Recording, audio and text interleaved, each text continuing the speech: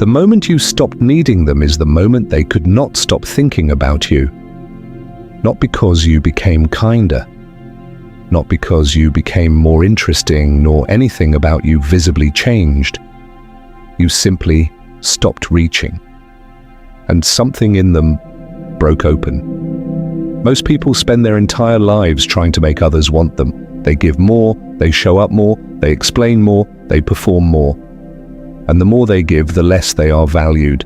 The answer is not what they think it is. It never was. There is a psychological principle so uncomfortable that most people refuse to accept it, even when they have lived it firsthand.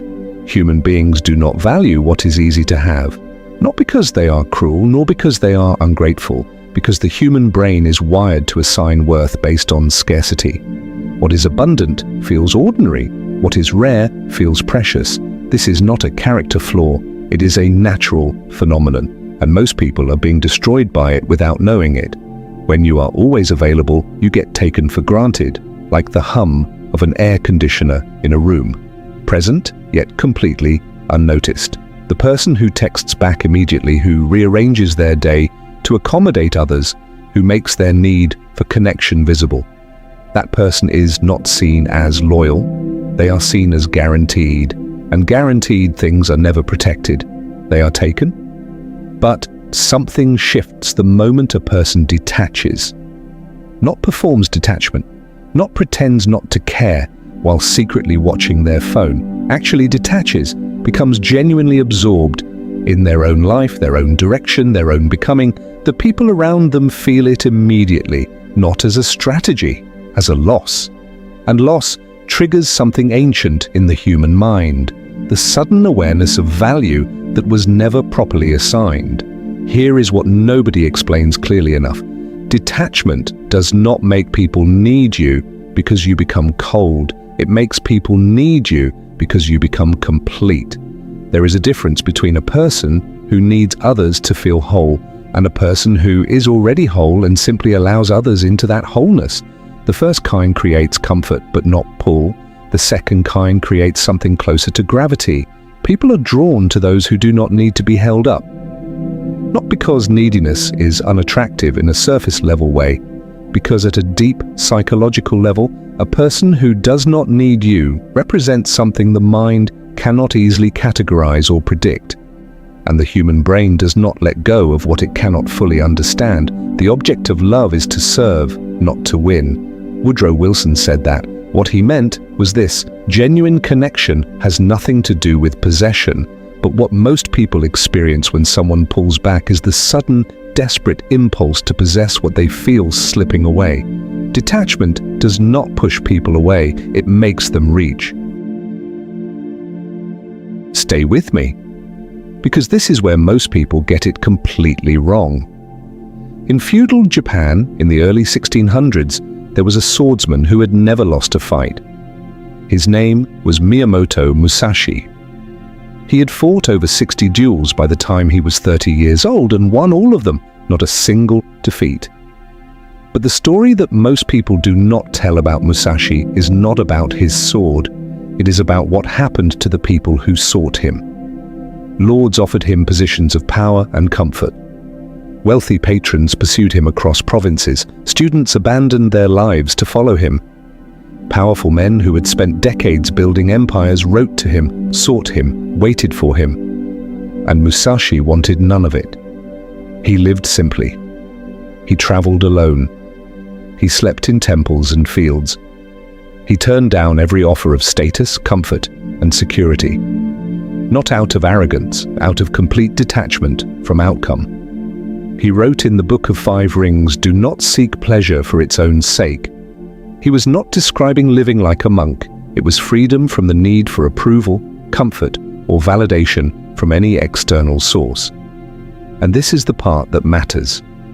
The less Musashi needed from the world, the more the world became obsessed with him. Lords who commanded armies could not command his presence. Men who owned everything could not own his attention. The most powerful people in Japan spent years trying to get close to a man who genuinely did not need them to.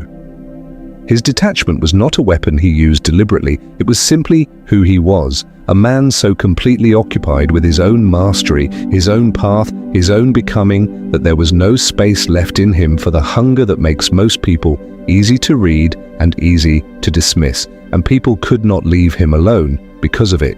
That is not coincidence. That is the scarcity principle operating at its most complete. When something cannot be bought, commanded, or guaranteed, it becomes the only thing certain people can think about. Here is the truth that makes people uncomfortable. Most people are not afraid of being alone. They are afraid of discovering that the connections they have built were never built on genuine value. They were built on availability. And availability is not a foundation, it is a habit. The person who is always there becomes part of the architecture of someone else's life, not because they are valued, but because they are relied upon the way a wall is relied upon. The wall does not get appreciated, it gets leaned on. The moment that wall moves even slightly, the entire structure panics. That panic is not love, it is the shock of scarcity arriving somewhere it was never expected. But here is what that shock reveals. When people begin to chase you, when they reach for you in a way they never did before, they are not reacting to a trick. They are reacting to the first honest signal of your value that you have ever given them. Your detachment is not manipulation, it is truth. The truth of what you are worth when you are not discounting yourself. So what does a person actually do with this? The first thing to understand is that genuine detachment cannot be performed. The moment it becomes a strategy, it becomes visible. And visible strategy creates contempt, not desire.